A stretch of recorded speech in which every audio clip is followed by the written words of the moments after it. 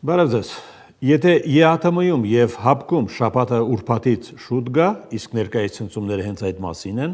ապա Հայաստանի դեմ ռուսական սանկցիոն արշավը կարելի է տապալված համարել, որովհետեւ այդ կառույցներում Ղազախստանի կորուստը բոլորովին նույնը չէ, ինչ Հայաստանինը։ Ղազախները մերժում են Ռուսաստանին ոչ միայն բենզինը, այլև ՀԱՊԿ-ում բելարուսական հնարավոր ռազմական օպերացիային մասնակցությունը։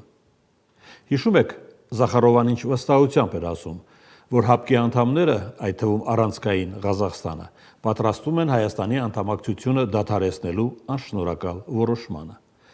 Երևի Տոկաևին հիշեցրել են ՀԱՊԿ-ի պատմության միակ դրվագը, երբ հենց ՀԱՊԿ-ի զինվորները Հայաստանի նախագահությամբ մտան Ղազախստան, Նազարբայևից ազատվելու օպերացիան օտարի ձեռքը չգցելու համար։ Այնպես որ Մոսկվան թող փրկի Ղազախստանի եվրոինտեգրումը, այլ ոչ թե Հայաստանինը, որի գործողությունները ոչ թե ինտեգրում են, այլ պարզ ինքնապաշտպանություն, ինչպես ադրբեջանական ագրեսիայի ժամանակ, երբ նույն ՀԱՊԿ-ը Հայաստանին մենակ թողեց։ Աղետալին կլինի ղազախական փոթորիկն այդ կառույցում, որովհետև Եվրամիության 10 միլիարդ եվրոն Ղազախստանում անհամեմատ լուրջ է, քան հայկական ծիրանն ու լոլիկը եվրոպական շուկա արտոնելը։ Զախարովայի խնդիրը հիմա ոչ թե մեզ, այլ Մեդվեդևին հուշելն է, որ եվրոպացիներին Հայաստանով սպառնալը հակառակ էֆեկտն է տալիս, թող անցնի Ղազախստանին հայոյելին,